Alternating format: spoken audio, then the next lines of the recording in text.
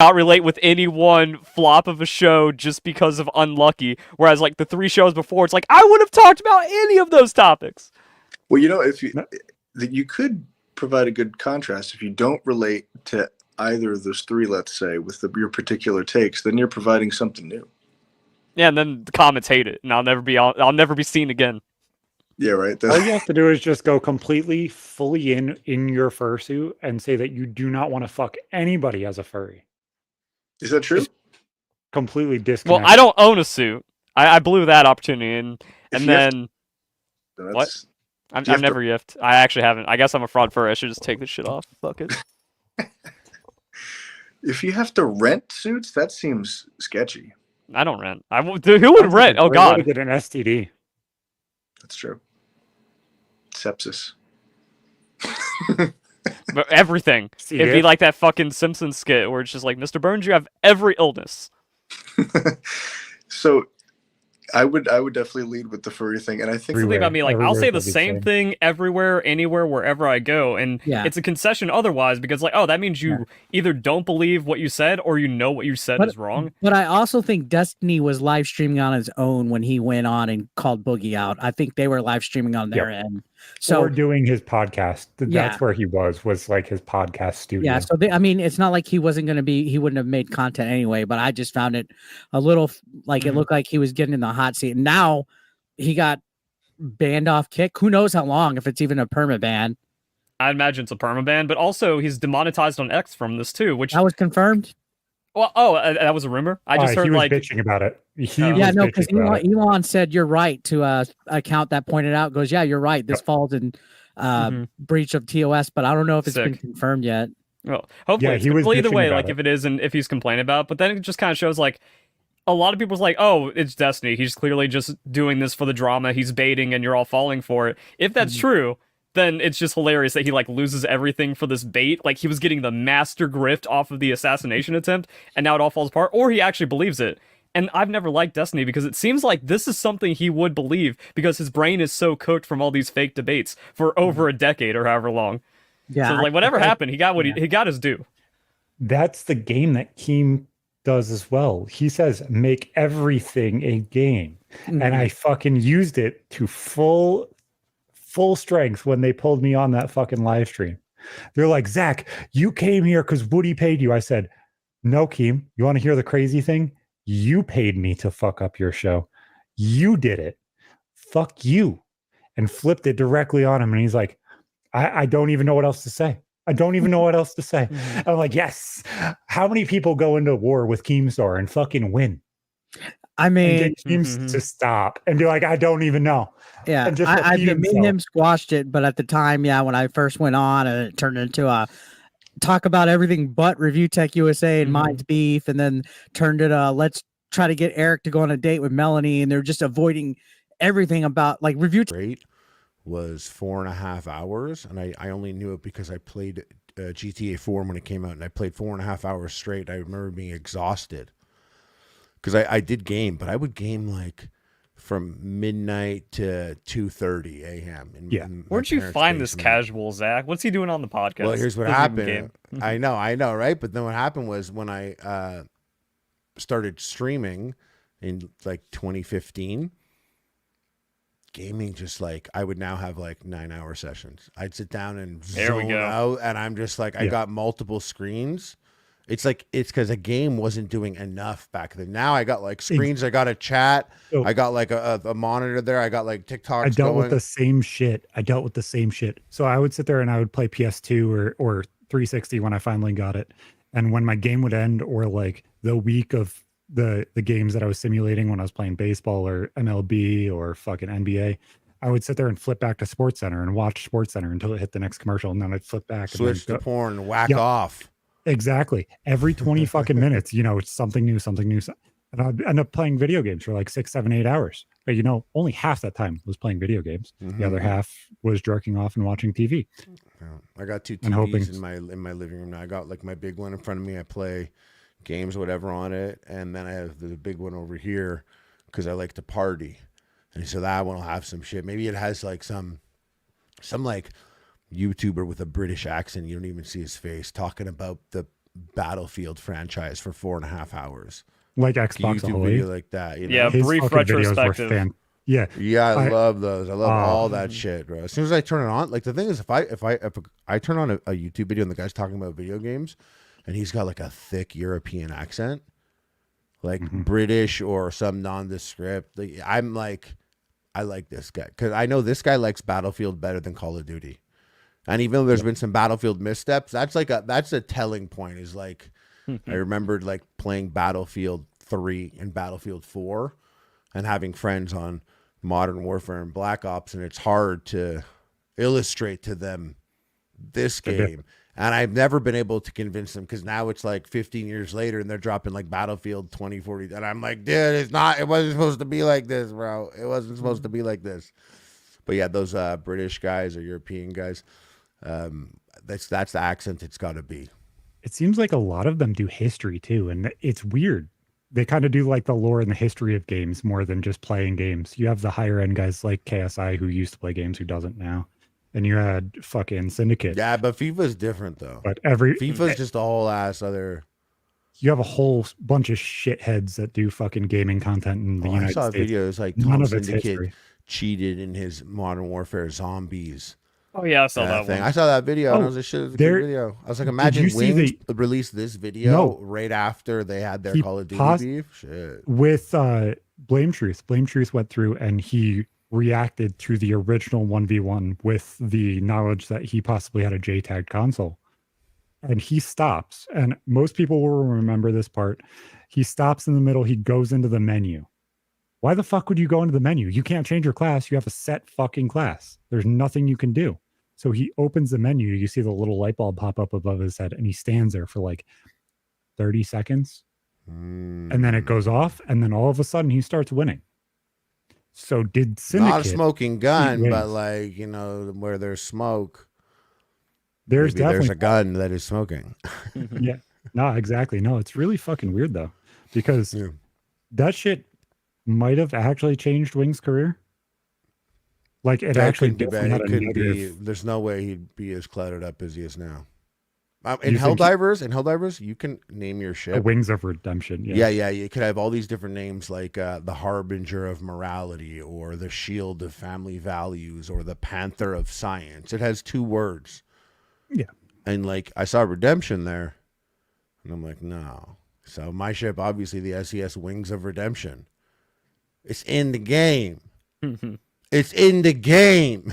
You know, I asked you, I was like, does your like things happen with your daughter where you're like doing, like you're a source of like cool shit? Because I go to movies and stuff, and I'll watch movies or Marvel things that are like, they are for me, but like, or they are for kids. Either way, it's whenever sometimes people are like, who's this for? I'm like, this is for me.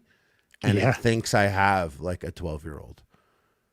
Like this is for me, and it thinks I have like a kid. Like my nephew comes up to me and he'll be like, "Yo, I started watching anime and reading manga." I'm like, "That's pretty chill." And he's like, "Yeah." He's like, "You ever hear of Bleach?" And I'm like, "I read and watched all of Bleach." And he's like, "What?" And I'm like, "What do you want to know?"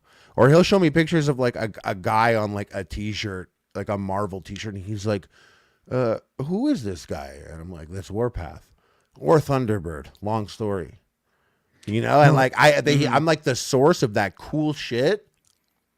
I love those little topical things like that, because like we talked about it before. She looked at me. She's like, "Dad, I want to play your favorite game of all time." And I had a ROG Ally down on the TV downstairs. I was like, "Okay, we'll just boot up the Ally. We'll play fucking Zelda on the TV." The big TV downstairs, instead of going upstairs or playing on a handheld or something. So I turn on the N64, boot it up, and I was like, this is my favorite game of all time. She's like, this looks horrible. How did you even play this? And I'm like, oh my God. Wait, would you put on N64? Zelda Ocarina of Time. Okay. Yeah. See, what's really like, funny? What's really funny is even though it wasn't your favorite, because it wasn't really anyone's favorite, but if you put on Wind Waker, would look amazing. Yeah. She'd probably be like, wow, this looks so good. And back then, I remember everyone was playing games like The Suffering or whatever on that. Yeah. So this game came out, and I remember everyone like, a fucking cartoon? And then the next one was like realistic, quote unquote, Twilight Princess, and like it was just not it. And you look back on all these Zelda games, Wind Waker's fire. Yeah, it's like literally it's this exact same, exactly, yeah. But that is so funny. Good. Yeah, wait, you got the hold on a second. You got the Rogue Ally? Yeah, I do. I have the You see that a lot. Like my great grandpa helped to develop a whole bunch of towns in upstate New York. I was like, oh, okay. So I started looking into the history of it because I love history. Mm-hmm. And you find some weird names being really fucking connected in some weird ass fucking places. Yeah.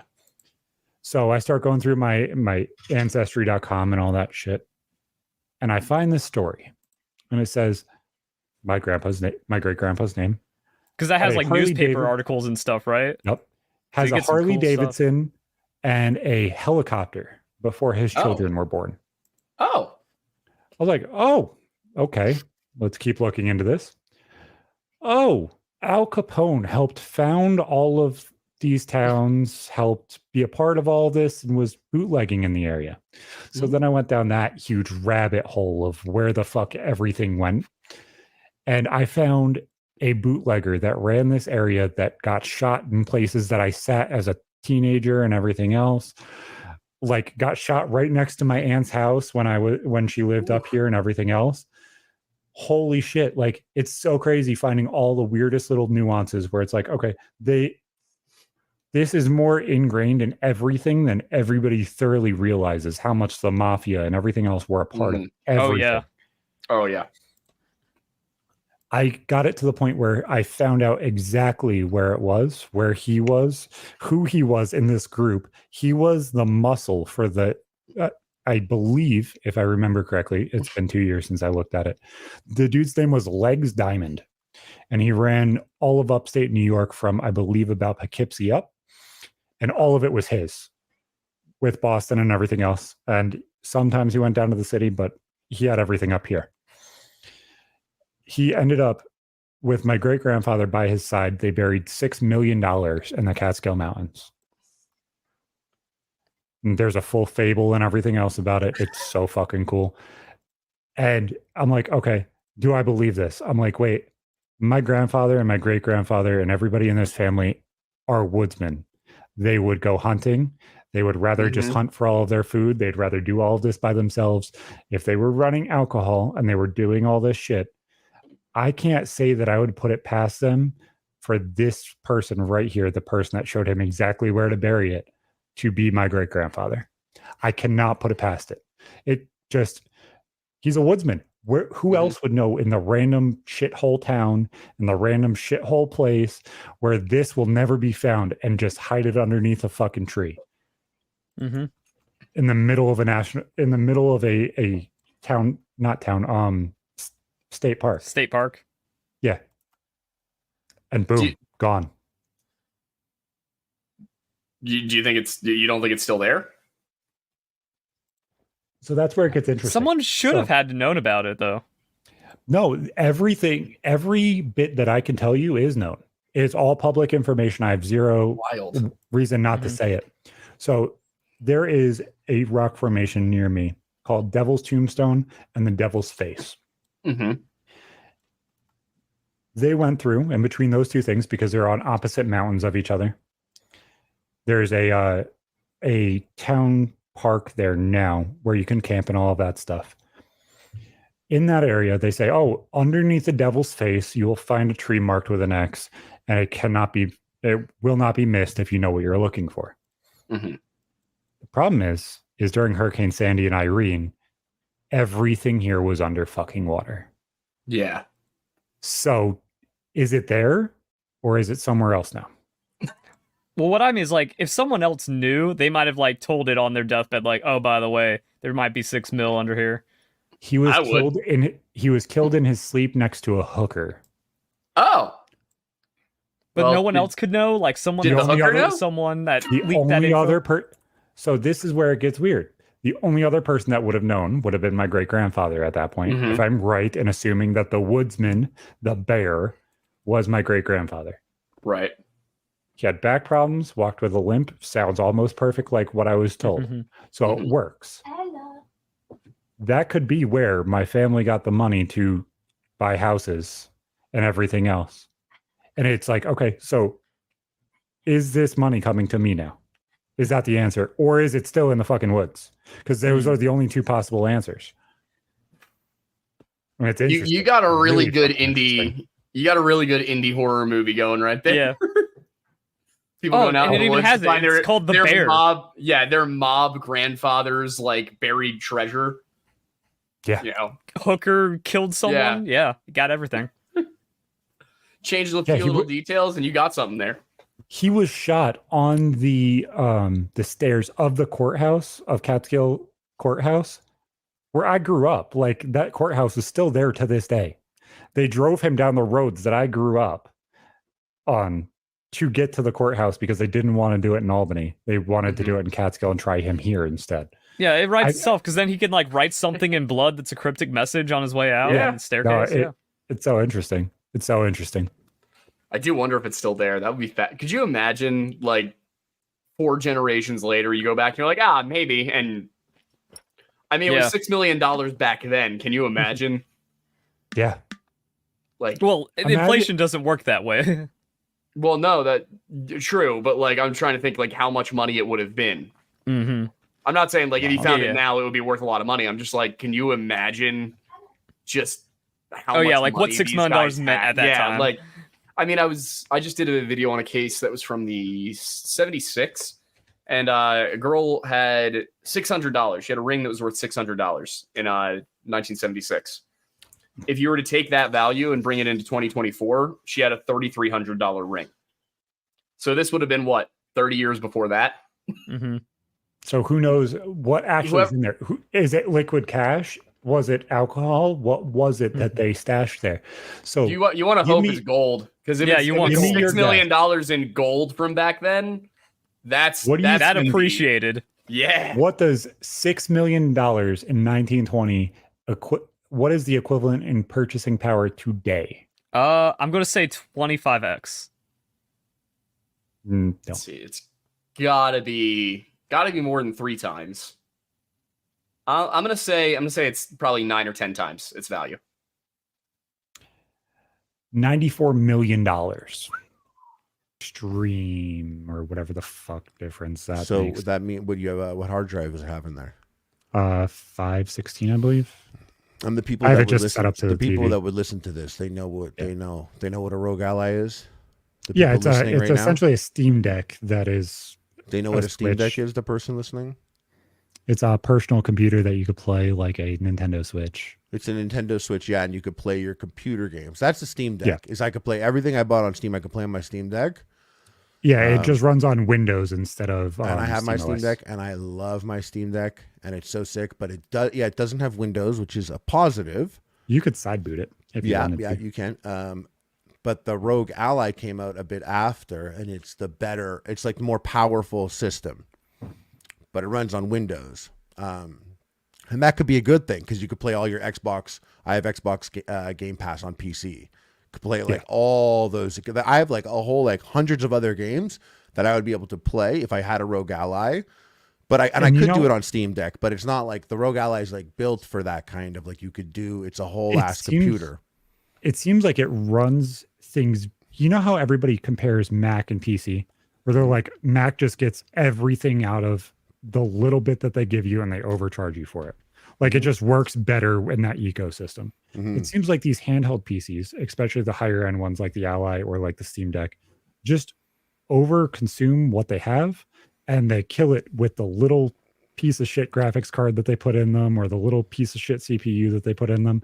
And if you built a computer like that, it wouldn't run any of the fucking games that you're trying to play. But the Rogue Ally has that extra. Fantastic. The Rogue Ally, you said you hooked it up to your TV. Yeah. When you're playing with your daughter. I bought a C dock and it works. Yeah. Fantastic. What's cool about the Rogue Ally is you could also attach a booster graphics card to that. Yep. Very expensive though. It's like the price of an actual real graphics card, and it's like half the power. You know, it's like $1,200 for like, but it really does boost it. I think it has a 3080 in it. Yeah, you hit your daughter with that Ocarina of Time on the big screen running at like 700p, like an awkward Nintendo resolution or something.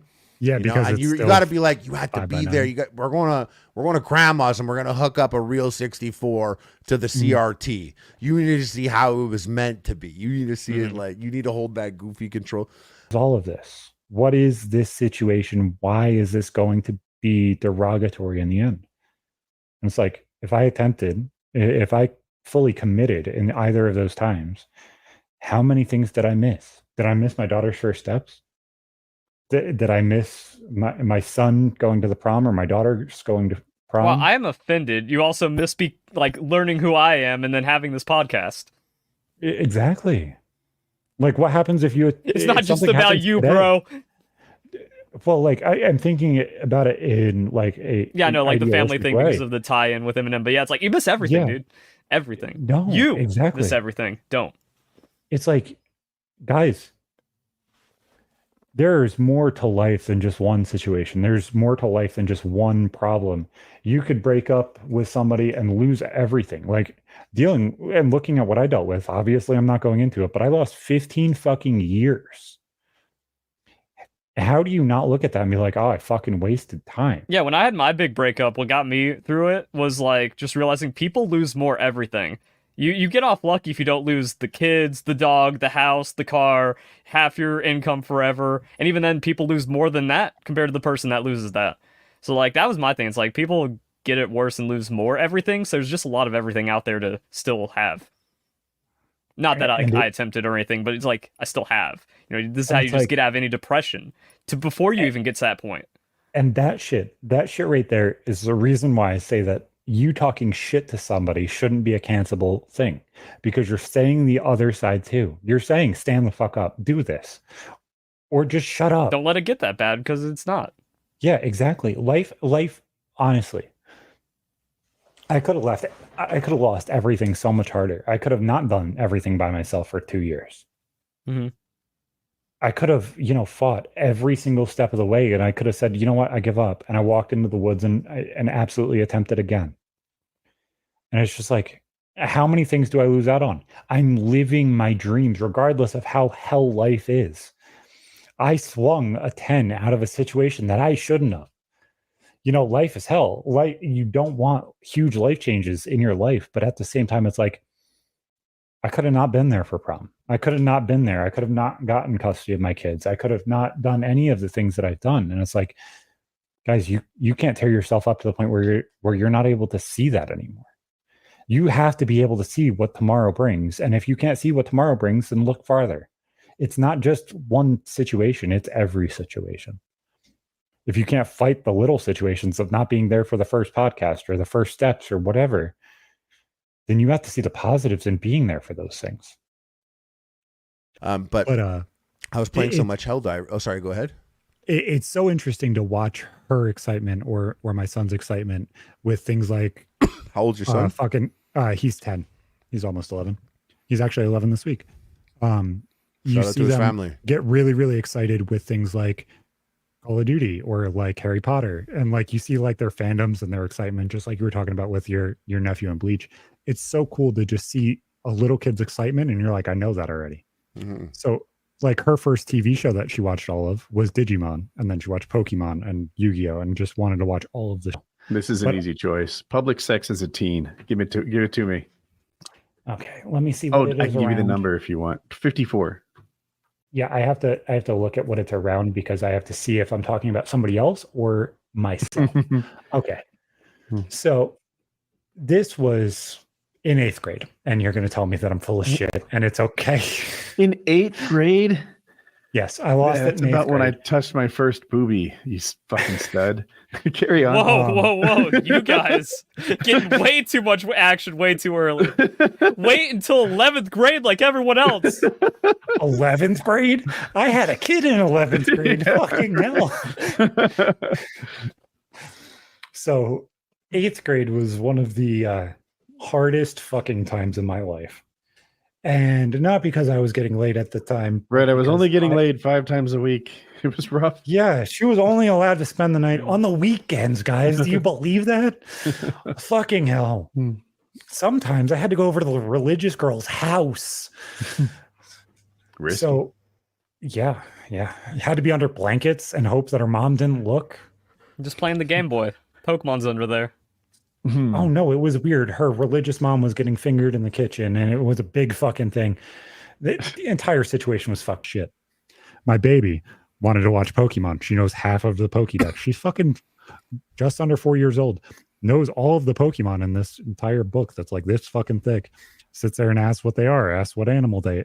It's just so interesting to watch their mind work in a different way and get so attached to something that you're attached to. And it's just like, I want that and that and that. And it's just so cool because they get so excited. What I love is how much Zach lights up every time he talks about his kids enjoying shit. Every time. Oh, Yeah, you have to, man. You have to. I feel like reliving things that was important to you or moments that were important to you with your kids is like my brother was just like, he was like, I love my wife. I always did love my wife. Always. Like, but once I had a kid, kids everything. He's like, kids everything. He's like, I watch A&W commercials now and cry. So many people don't think of it like that, especially when you're a guy. They'll be like, oh, the mom's attached that way. But you can. They're like, I ain't a dad. I ain't gay. Exactly. That's mom shit, I went bro. to Mobile and got milk and cigarettes. And, I haven't seen that kid in 6 years. No, it's crazy, though, because you can connect, too. And as you sit there and do things like, oh, I'm going to go watch the TV show with the kid. My baby, who is 6 months old, I would turn on King of the Hill. She would hear the intro song, and she knows that I would be the one that was up. So she would sit there and giggle because she heard the intro song to King of the Hill. Then she would sit there on my lap, smile at me, and smack at me.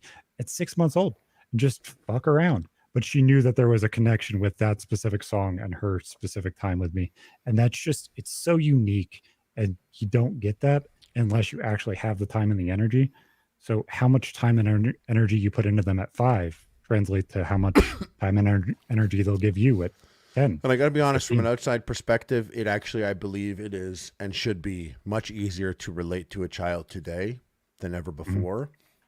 And that's because, like, when I was growing up, I wasn't into Pokemon. I kind of missed that at 38. I just missed it. Like, when Pokemon came out, I was like, I hope I get a hand job at the party this weekend. Like, that's where I was at. So I couldn't be Pokemon.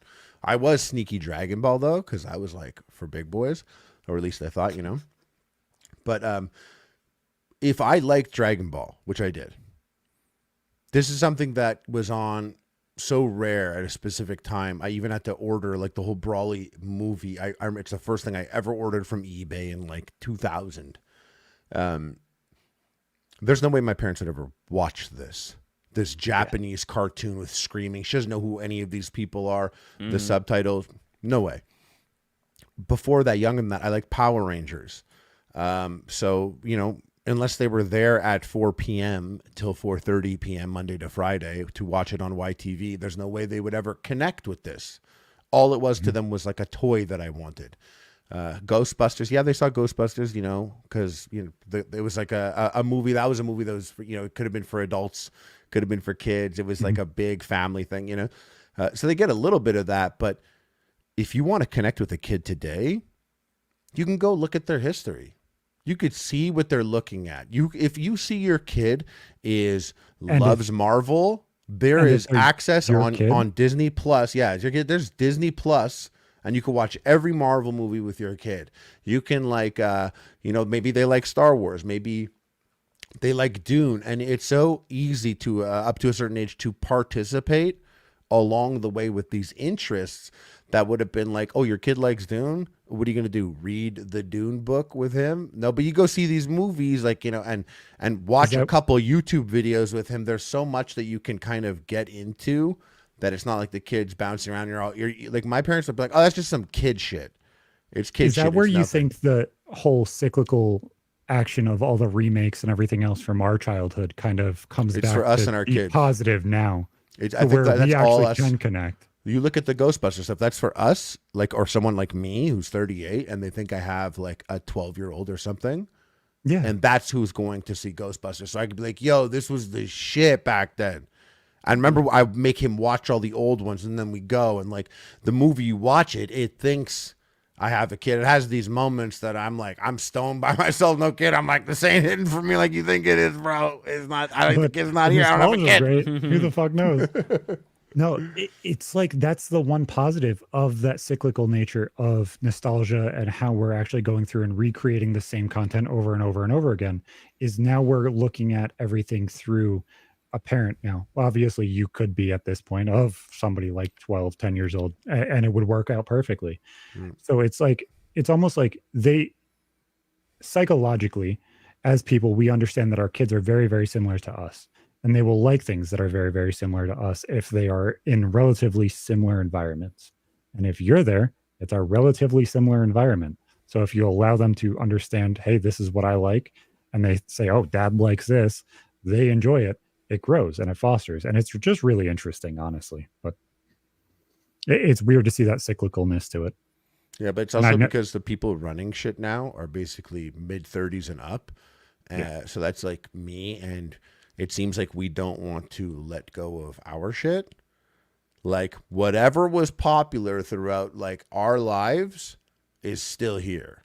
In the sense that it is 20 years later and I am sitting here like playing Call of Duty Modern Warfare 3 and I'm waiting for the new Bleach episode to come out.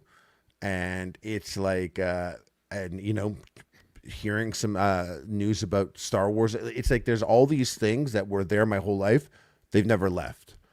Like things like Generation Before Me, they were like the thing happens and it goes and it doesn't stick around quite as much, but it's like the stuff like all this, I don't say the term millennial, but it's like just for now, like all that millennial shit is still here. It's not going anywhere. It's like in commercials, nostalgia references to like 1995 constantly. It has such a weird sticking point to it too. Like I remember back when I grew up, the 70s and the 80s, oh, it's just the music that randomly comes on the radio and everybody either loves it or they turn it the fuck off. Nobody was going back and watching movies from the 70s. They might watch one or two, but they're not really going back. It seems like Disney carried a lot. You would have like Disney movies from VHS from like 1983 on Disney, like a Disney one, and that big protective white box that fucking open. That one, or, like you're watching those in like 98 still. With the Dick Castle and the Little Mermaid cover. Yeah, crazy. So crazy. The fact that fucking none, right? Yeah. Like I usually get a happy cashier out here. And that's like a surprise where it's like, whoa, okay, yeah, this is my only human interaction as a cashier. You go back 5-6 years. How many people say hi? How many people, oh, sorry, I'm in your way. Yeah, even that, like 5-6 years. I remember when I first moved out to Seattle because I was like, I want to go to Washington State because that's where all the cool people are. And everyone was cool. Everyone was like smiling and waving. I'm just like, wow, this is good people coming from Florida where everyone's grumpy and just waiting to die. Yeah. No, I wanted to go to Seattle. That's literally one of the places that I'm like, I would like to move there. But yeah, now everyone is extra miserable and locked in. And it's like, no one is interacting anywhere. I saw this short. And it's like, oh, I have OCD, blah, blah, blah, blah, blah. I'm on medicine for this and everything else. And I'm like, okay. And then the chick that this dude's talking to gets all excited. Oh, I'm on OCD. I have OCD too. I take this SSRI to deal with my OCD. How many things did we develop in this situation to approve of these things? Guys, taking an SSRI to deal with OCD. Honestly, and I have OCD. Let me just say this. And I'm not medicated for OCD, I'm medicated for my anxiety and my ADHD. My OCD is not life impactful. If it's not, I have to do 50 fucking things before I leave the house guaranteed, or I forget something.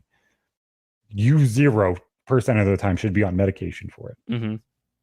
OCD is just running and bracing thoughts of having to do 50 fucking things. Like, it is what it is, but like a lot of the time it just comes down to the human condition where it's like everyone's got a little bit of OCD, everyone's got a little bit of ADD. It's how well you can manage it yourself. But a lot of people give up. They just throw down that barrier and go, I give up, brain. I can't do anything anymore. And that's the shittiest part about it is, do we all just keep accepting being the victim? And so many millennials and Gen Z and from our age group until the like teenagers of now, all of them are just kind of accepting being a victim towards absolutely fucking everything. And it hurts. Yeah, what upsets me the most is like watching the trend of where it's like autism used to be 1 in 500, now it's 1 in 30. It's like, nah. No. Do you know what autism actually is? Autism. It's a social disorder where you like have trouble communication. No. Are we talking about like hard autism? No, like the diagnosis of autism. Do you understand what that was given for at the beginning? It was literally given to give you the availability for an IEP in school, which is why they have autism spectrum disorder, because there's 50 fucking disorders that are under the banner of autism. Like, you have the people that absolutely cannot function at all in society. They cannot talk. They're nonverbal. They are abusive. Is that the same person as me? Am I? Technically, I'm diagnosed with the same thing because I can't understand and perceive people's emotions without them being open about them. Why is that the same diagnosis? Because it wasn't technically supposed to be a diagnosis at all. It wasn't supposed to be that. You still function just fine-ish for most people. Yeah.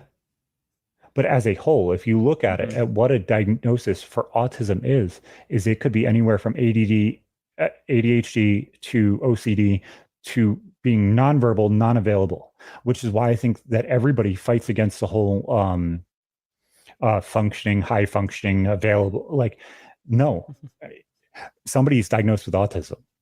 Like, I am very different than Mint.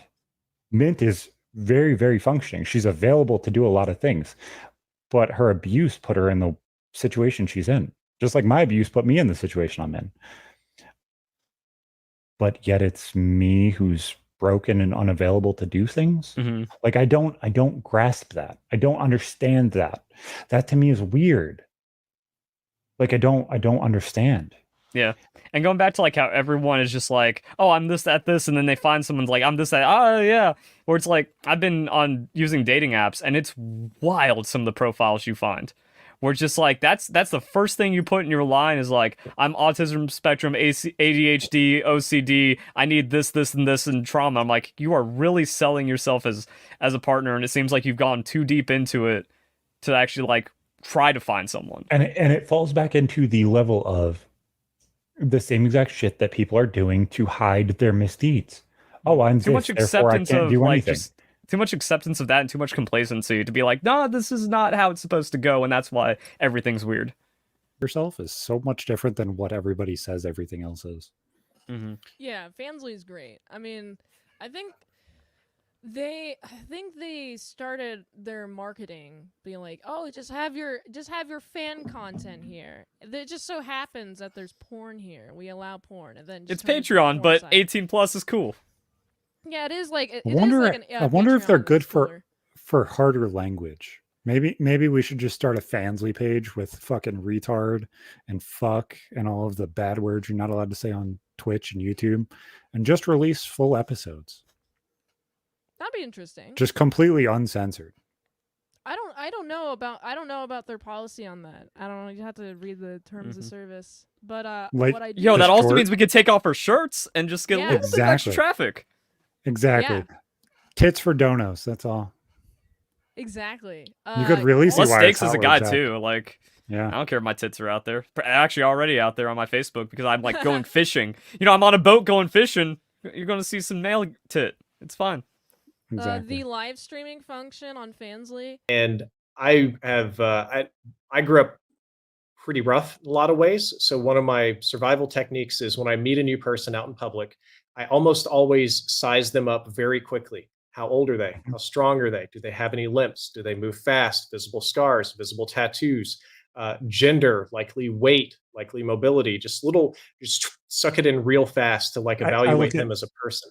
3 things really, really quickly, and it will be a very, very good assumption of how that interaction is going to go. And it's a very, very easy thing. Hands, feet, eyes. What are they looking at? Where are they looking at me? Because if they're looking at my hands, feet, and eyes, I know that they came from like the ghetto of like understanding if your shoes are clean, you're not going to do something stupid. You have respect for yourself, at least at that point in time, or you know, they're a clean person. You look at their eyes because it will give you their facial structure. You'll understand if they're a good person by how clean their face is. If they're tired, if they're going to be grumpy, you know what they're paying attention to with you or your significant other or anything around you. And the biggest thing to me is their hands. When I meet somebody, I will make sure that my hands are always seen. My hands are always in front of me, moving, doing something, because the second you don't see my hands, it will be the second that you feel uncomfortable.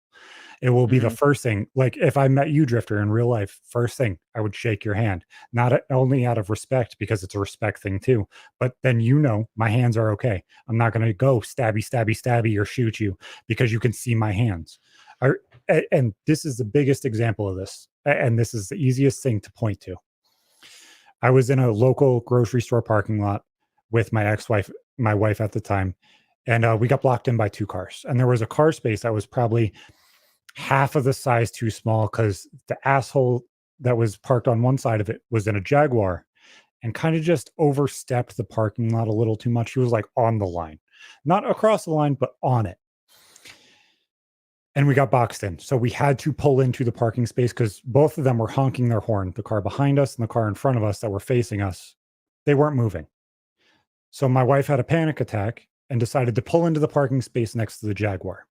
We were in a Nissan Murano at the time. And if you know a Murano, they're kind of wide SUVs.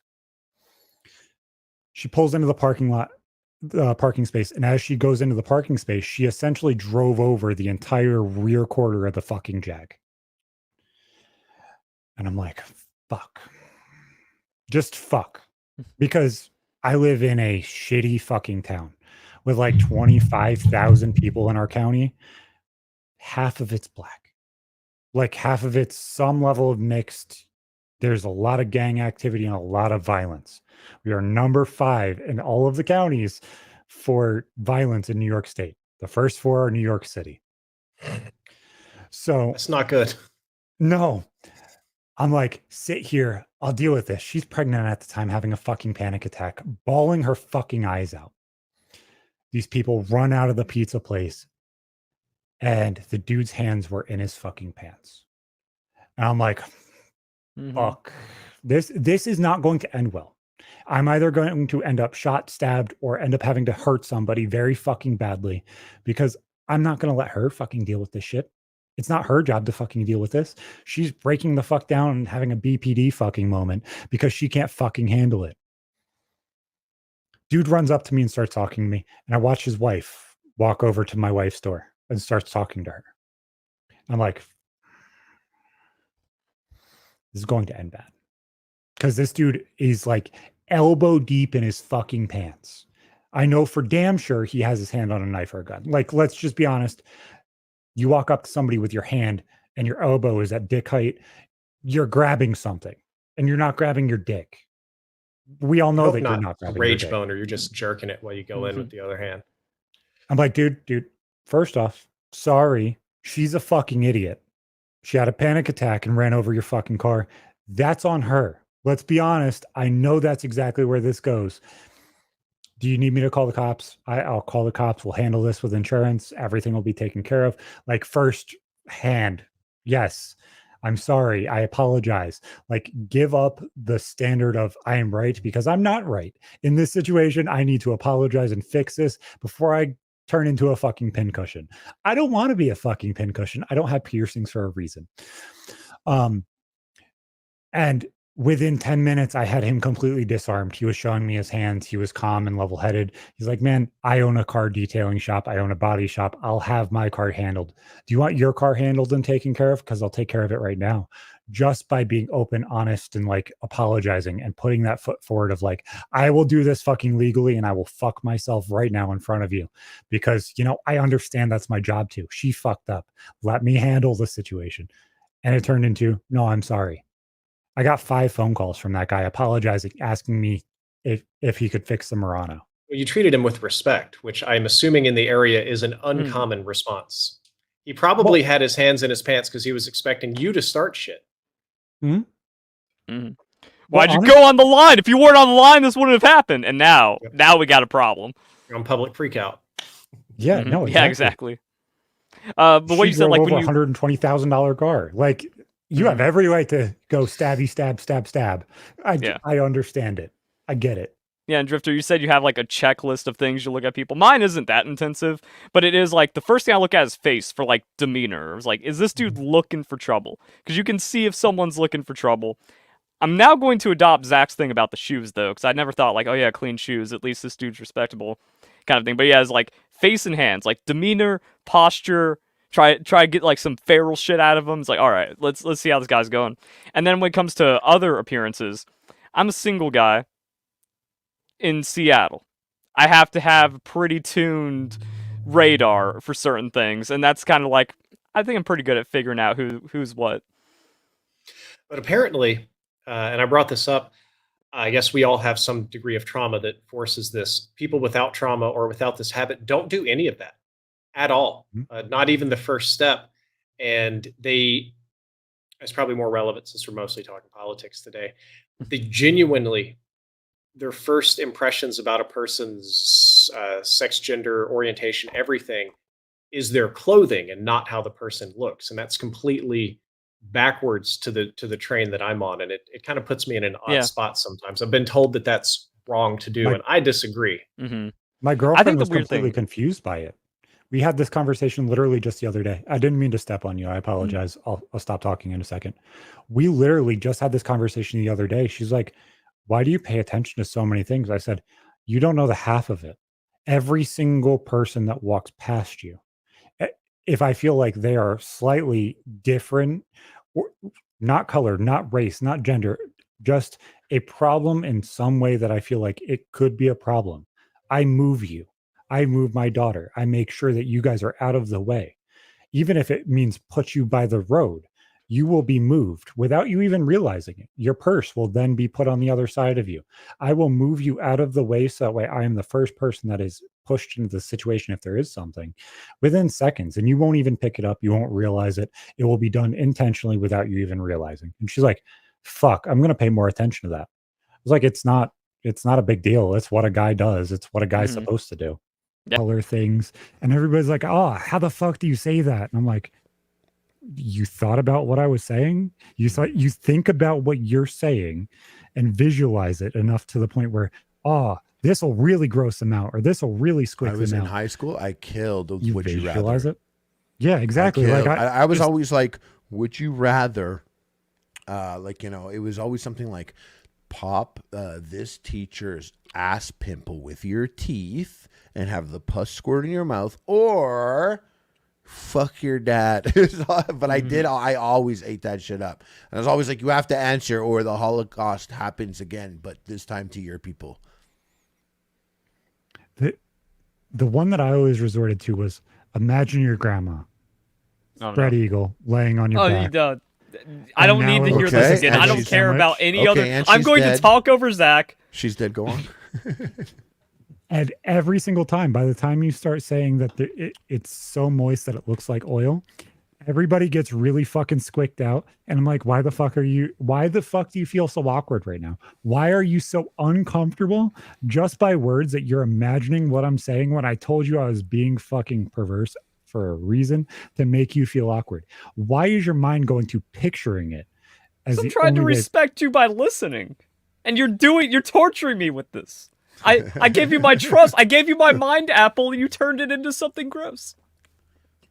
But yeah, like a lot of that shit, like I don't do it all the time, but if I'm paying attention to what I'm imagining, I can fucking imagine anything. I remember when Woody would talk about that shit on Mail Monday. He's like, oh, how do you last longer? You imagine a fucking circle. If that's not enough, put a fucking triangle in that bitch and spin them. And then put a fucking square around it and spin that. Spin them in all different directions. Make your mind fucking work. And I'm like, fuck. Okay. Well, That's there's good. 2 shapes. Now there's 3 shapes. Okay. My dick stopped working. Now I'm at 4. Where the fuck are we? Like, the fuck, man. Your brain needs more blood to calculate and process that. No, 17-year-old Zach was a weird fucking time, man.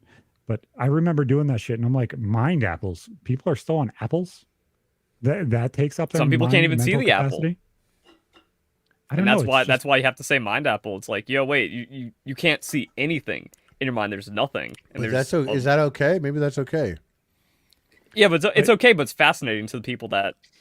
Like, I wonder how many people would take the trade if God was there and God was like, "I'll make a trade. You will no longer be able to conjure a mind's apple, but your dick is half an inch bigger." Half an inch. Guys be like, hurt people even more. Listen, I could use that half an inch. Give me some of yours. 35 pounds gives you an inch. So as a whole, it gets really weird because I remember my mom telling me, she's like, well, why do you need porn? Why do you need a Playboy? Why do you need this? Why do you need that? Can't you just imagine what you want to look at? I'm like, if I'm jerking off, where the fuck is my mind? My mind's on my eyes are closed and I'm imagining things. That's what I want to do. No, I want to watch the porn that's on the fucking computer. That is more stimulating. That's doing all the hard work. Yeah, see, exactly. that's a big 8 years from between you and I, because like that's how I had to do it. Like I found like a card with like a tit. That's the internet for like a year. You have to remember your friend's Playboy. To this day, I'm literally fucking Luke Skywalker with this shit. I'm out there. I got like all these tabs open. And it's all these different things. Like it's just the most different type, and it's just not hitting. And that's when I'm like, use the Force. And I like close the fucking blinder, and I'm like doing it with AI X-ray. I'm doing it with like no visual assistance now. It's just me, and I'm feeling the Force, and it's all in here. Like I do that. That literally does happen. There are times where I'm like, no, and I'm like a fucking sick ass dude at karaoke, and I push the screen away. I'm doing it without the fucking words. My mind, because I'll tell you something. You're just a small town girl living in a lonely world. Listen, I'll tell you something. I got like, remember before I told you sometimes in my brain, it'll be like, remember this moment forever. Yep. This is like 4th grade, like my teacher, like leaning forward and just seeing too much tit. I've been stretching that thing out. Like that showed up like 2 months ago. This girl clung to me. Like I was the person for her for a very, very long time. Even when she was in other relationships, I was still in the friend circle. It was still me and stuff like that. And that's where it got weird, because it's like, this isn't normal. Did you ever get back together with her? Like, no. She was there with her door open to you seemingly for years, and you never walked through. She messaged the girl who ended up being my wife, I will do anything to get Zach back. That's who I want to be with, in 10th grade when we first got together. How awesome were you in like 8th I was grade? not awesome at all. I was a piece of shit. I'm more awesome than me, apparently. I was lucky to have a girlfriend at all. I had like one a year. Yeah, I would just have not girlfriends for the school dances because I had the balls to ask them out, and they had the pity to say yes, and then nothing happened after that. I was just the very, very loud. I rolled with it. I was like, yo, I'm the stud. Let's go. I get a hug. I get a hug for $5 entry and some pizza. I had the opposite experience at the school dance. This was 6th grade, but I showed up without a girlfriend. I picked up a girl at the dance. Now I have a girlfriend. But when I saw her in the light, because I'd only seen her in the dark, I didn't want a girlfriend anymore. She was too ugly. Fucking smoke some hash and not go to the gym right now or not do that thing. It's like me in my head. And I have to tell him that, like, that's not, like, we have to do this. We have to do this. Mm-hmm. But it's me. It's me telling me that we shouldn't do it, but I can't let me tell me what to do. Mm-hmm. I'll fucking tell me what to do because I'm the boss, not me. And so I need to tell me we're doing it. Even if I don't want to do it, I'm coming with me. And let's go and make it happen. And you're always happier when you have that thought. It's a millisecond thought because you might shut you down real fast when you have that brief thought. And you're like, oh, I should. And then you might be like, no, let's not. Let's jerk off instead. Like that conversation might be really quick, but when you got to catch that conversation, because as soon as you had that thought, that's that thought right there that you just had that you said you should. If you put a little effort into that thing that you just thought about for that millisecond, if you catch that millisecond and you just do that little effort that you thought about it, you're always happier after. And then when you jerk off later or whatever it is you're going to do, much better, much bigger come.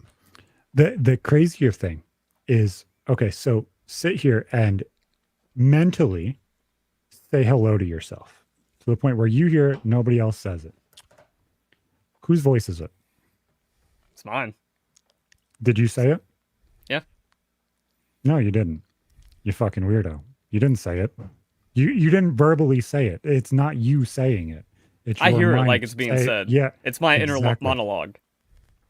So I saw it in text. Yeah, exactly. Like I thought No, it was just like get weird. written. It was like because I wasn't thinking too much about it, and by default, I thought of like a blank screen and like almost like an AI saying it. I was just being imaginative unintentionally. So I don't know. I'm scared It's now. weird. It's weird to me. I don't necessarily have an inner monologue always. And Verlis was saying that this shit's weird on Twitter, and I was ready to jump in the comments, but I was like, I'll save my fucking comments. I don't have that level of I hear myself talking always, unless I actually am having like inner turmoil of like what the fuck is going on, and my mind's working too fast for me to hear it. But if I'm actively trying to change my thought process or do something, I can hear myself. The only thing that really is there when I'm actually like monologue wise is like morality, and it's kind of like second nature things. What are you saying these people are weird with no inner monologue? Is it that where your mind's working too fast and they don't hear anything? Or is it just there's no morality and it's blank?